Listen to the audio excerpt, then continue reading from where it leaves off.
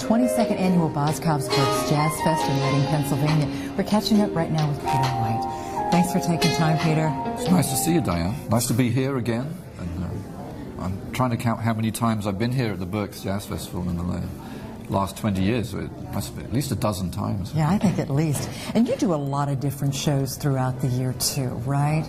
Yeah, it makes it for a very interesting career. I get to play with different bands all the time. I just did the Smooth Jazz Cruise in January. With I was hanging out with David Sanborn and Joe Sample and jamming with them and doing my own show.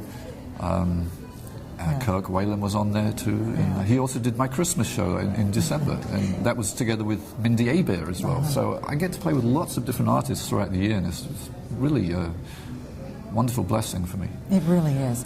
The Christmas show is always a lot of fun. How many years have you been doing that? I started in 2003. Okay. Actually. I started with Mindy Abair, and then Rick Braun joined us a few years later. And then last year we did it with Kirk Whalum, just shake it up a bit, and Rick went on tour with Dave Cars on his Christmas show. So we were one big happy family. Indeed. There's plenty of room for everybody. There sure is. Peter, you have a new CD, a fabulous new CD that's out. Tell me about this one. Well, I can tell you that I think I look pretty good on the cover. You happen to have it in a pocket somewhere? I've got big pockets. There we go. Well, it's called Here We Go, actually. There we go, here we go. I'm wearing a white suit, and I'm very proud of the CD. I worked on it for a couple of years.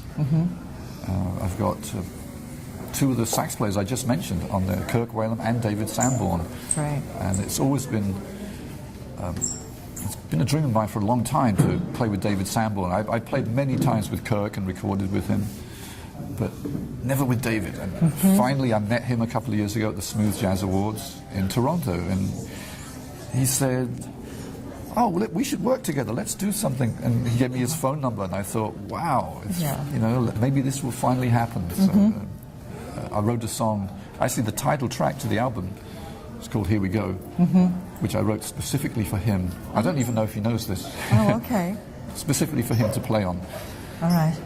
Because I didn't have another song that I thought would fit his style that I had already recorded, so I had to start all over again. So, okay, David, I'm going to get David Sanborn on my album. I've got to write a really good song for him. So it's actually the song that's been chosen as the single. Okay. The first single from the album. Here We Go. Well, it's really, really a good piece, a really good work. What else have you been up to? You had a lot of travel. You're heading back to England soon again? Yeah. I go back to England maybe 4 times a year, and sometimes I go just to see my mum, and I also have 2 brothers over there, and sometimes I go to play shows. There's a little club there called the Pizza Express Jazz Club. Oh yes, I've heard about that. Which I love playing, and other regional clubs I play around England, and last November I was there and we played 13 nights in a row. Oh wow! And I'm going back in April to do 4 nights, and again in November to do 14 nights. Oh my! And I book them all myself. It's really fun. How's your daughter? My daughter's wonderful. Oh. She's 11 now. She plays the violin beautifully. And in fact, she's even featured on my new CD. Really? I wanted to hear what it would sound like to have a violin play along with me on certain songs. And I thought, it would be nice for my daughter. She's getting pretty good. And so I wrote out a part for her and put it on the stand and put up a microphone. This is in our living room. Yeah. And I recorded her on my computer. Oh, excellent. And, we do all recording with computers now. So right. She appears on my album. She's very proud of that. I was going to say, how did she feel about being a part of Dad's CD? I think she likes it. Yeah, she sees her name on there. She's very, very excited. But she's used to my life. She's used to being around music, around musicians. I think she's very proud to be a part of it. Yeah. So what do you? She was only 10 years old, by the way, when she recorded that. What do you see in the future for her? What would you want for her as her dad? I'd be great if she was a world-renowned violinist, such as Itzhak Perlman. And there's not many slots available there, you know. But I would love her to continue in music. And the violin is something I never would have put in her hand, by the way. I credit her school for doing that. Okay. Her school has a very good music program. And when she was 8 years old, they put a violin in her hand and taught her to play it. And I never would have done that. I was made to play violin when I was 12. I didn't like it at all. So it's not an instrument that I would immediately gravitate to, but I'm really glad that it happened, because I listen to her playing now, and it just sounds beautiful to me. Yeah, it really does. So what is it like for you when you're up on stage playing, Peter? I know you radiate such energy and so much joy, but what are you thinking? Well, it is joy. It is joy because, you know, there's a lot of preparation that goes into the shows. We start months ahead planning, you know, how do we get there, the travel, who am I going to hire, but how do we get the equipment there, you know, publicity, selling tickets. And when you finally walk on stage after all that preparation, this is now the reward for all the work that's gone in, all the weeks of work, and people are there, and this is my chance to uplift people, give people a make people feel happy to be alive. It's not, the show is not about me. I've realized this. It's really not about me. It's about everybody, and it's about the music. If it was about me, then if I didn't feel like playing, I wouldn't play. I think that would prove it. Yeah. You know, like Axl Rose. Yeah. So like, well, I don't feel like playing, so I won't play. Well, that proves that he feels the show is about him, but it's not.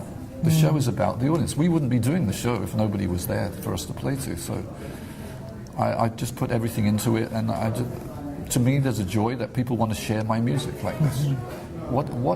Who wouldn't be happy, you know, in that situation as a musician? And that's why we come to shows like this too, because it puts us in a good space, and we get to escape a little bit from some of the everyday trials and situations, and get to be lifted up together as a group. And music really does connect us too, doesn't it? Yeah. I was watching the jam session here last night, and so many great musicians up there. I didn't feel any need to jump up there and play. I was just a fan. I was just happy, just listening to the music and seeing something a little different, different combinations of people playing together. You know, here's Brian Bromberg with King Waters, and here's Ilan Trotman, who's he's played with me last time I played in London. Actually, Ilan came and played along with it, and he did great. So there are lots of great musicians here. Yeah. Well, thank you for taking time. And it's great to be able to catch you at so many wonderful venues here at Berks, on cruises, and just all over. Because like you were saying, you about 100 gigs a year? About 100 shows a year. That's a good year. Yeah, that's a good year, and that's being out there a lot too. You know, I don't know if I would. Some musicians are on the road 300 days a year. I think that's a little too much.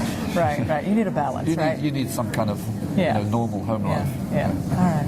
Well, thanks so much for being with us, and much success with the new single and the new CD. There we go. Thank you. Yes, here we go. We're coming to you from the 22nd Annual Boscov's Berks Jazz Fest in Reading, Pennsylvania.